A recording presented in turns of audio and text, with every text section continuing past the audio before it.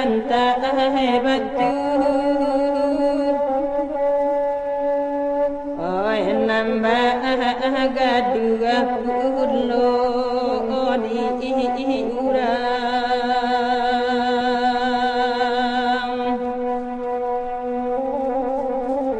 nande